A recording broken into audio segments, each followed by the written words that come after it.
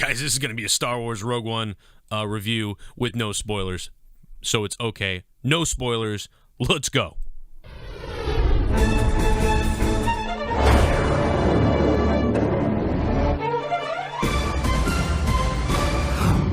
Oh, Star Wars.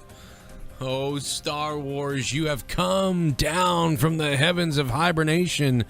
And last year we get episode 7, which is like, you know, I remember when the prequels came out, it's like you were dying for the prequels. You couldn't believe it. Actually, I'm going to rewind that. I'm going to be honest. I'm going to be 100% honest. I actually wasn't dying for the prequels. I loved Star Wars when I was a kid with my dad, and I'd watched them so many times. But somewhere around, like, the beginning of middle school, I had stopped watching Star Wars, like 6th, 7th, and 8th grade. I didn't watch Star Wars at all, actually. I knew, obviously, I loved it when I was a kid, and actually, I was still watching Star Trek a bit. And when the first prequel for Star Wars came out, I gotta be honest, I didn't see it. I did not see it in the theater. And I remember the craze of it happening, and for some reason, I think it's because I was out, like, in a band. I was in a band in 9th and 10th grade, and I was just, like, living life or something, and I, like, wasn't focusing on movies, which is weird because I'm a big dorko. But, I mean, I wasn't focusing on movies at the time. It feels very strange to say. And I just missed I missed the first episode. Then what happened is the second episode was out on DVD, and I said, you know what? I can't believe I missed these Star Wars movies, something that I loved so much. How the hell did I miss these? And I actually wasn't aware that Star Wars was, like, hated by people and stuff. Like, I wasn't aware that the prequels bombed. I wasn't. I had no idea. So I was going into them with a clean slate, like anybody who would have been going into them watching in the movie theaters those nights when the prequel first came out. So I watch it, and I'm like, you know what? This doesn't really remind me as much of Star Wars as it reminds me of Star Trek. It reminded me more of Star Trek with this, like, slow-paced, methodical type of thing. Except I like Star Trek a lot, but so I like the prequels a little bit because I like the idea that the world is, like, different and you know, it is different, and maybe that's because there was so much prosperity because the Jedi were there and everything, and things get a lot darker and grittier, you know, in the original movies that we know about, and now it kind of transitions in a weird way kind of well like that, where things get more darker and secluded and stuff. I don't know, but anyway, I thought they were all right, but I was really pumped to see Episode 3. I really was. And I like Episode 3, even though with all its flaws and all its problems, they don't feel the most like Star Wars to you. But the new movie last year, obviously, that was like, bam, that's Star Wars. I mean, they may have cookie-cuttered that thing quite a bit from previous Star Wars, especially, obviously, Episode 4, everybody knows. It just seems like a replay of that in a way.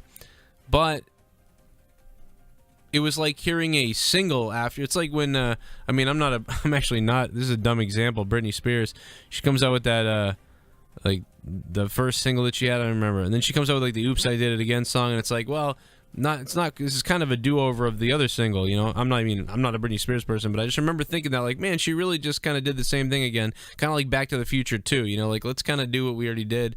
And it wasn't until the third Back to the Future that they kind of did something different, while sticking in that same sort of role. But anyway, let's go into this movie tonight. This thing was freaking awesome. It is more grittier, maybe could be called more adult-like. That's possible. Felicity Jones is great in the movie. She really is good. Good stuff. Dude, the droid in this movie, when you got, and this is spoiler free, so this is going to be a short video because I'm not going to go crazy because I really can't until I do the spoiler video. We have to do the spoiler video. I have to save it for that. But guys, I hope you guys subscribe down below to Shame on News. This is not shameful. This is very positive stuff. The droid is funny as hell. This guy killed, the droid is so freaking funny. People were, like, dying. Like, it was great. Please watch this movie just for the droid.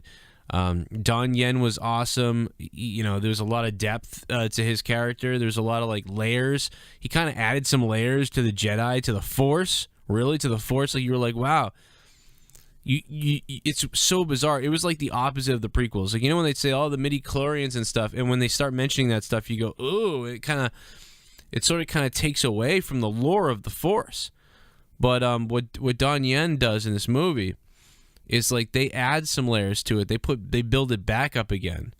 you know, and they almost seemed like maybe they were gonna sort of like tie in that midi-chlorian thing where they would sort of like patch it up a little bit to say, well, it's not just like that. I mean, this is how it works, you know? And then it would be like, oh shit, okay.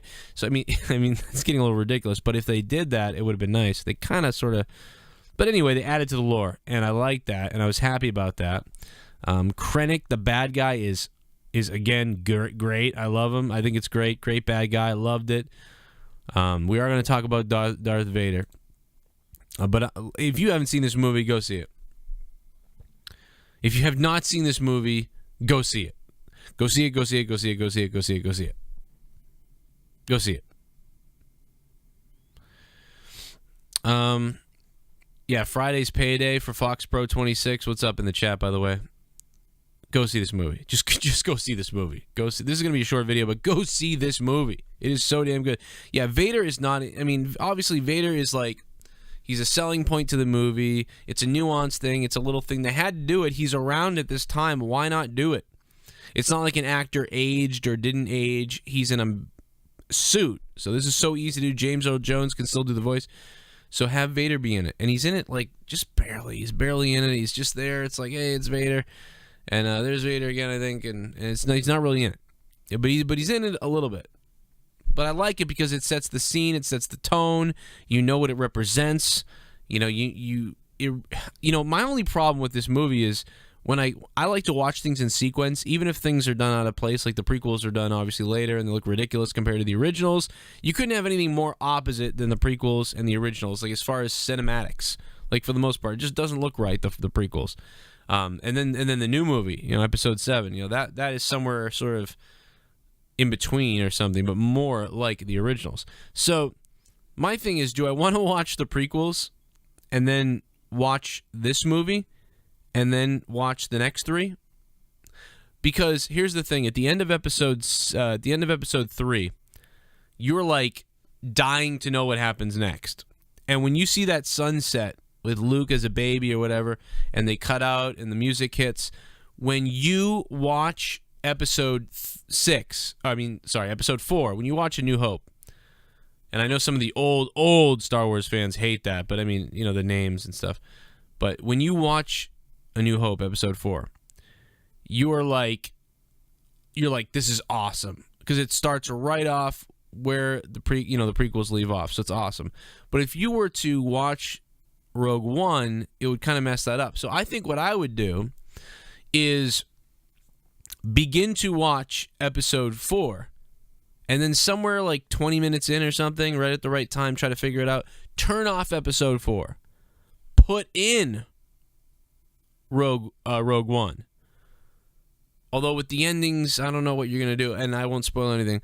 But I think you put Rogue One in, then I think you could take it out and literally put in episode 4, continue where you were, and it would be like extending episode 4, but you would be like leaving the story for a little while. I don't know. It would be weird, but I'm such a psychopath dork that I want to try to do that. I really want to do. And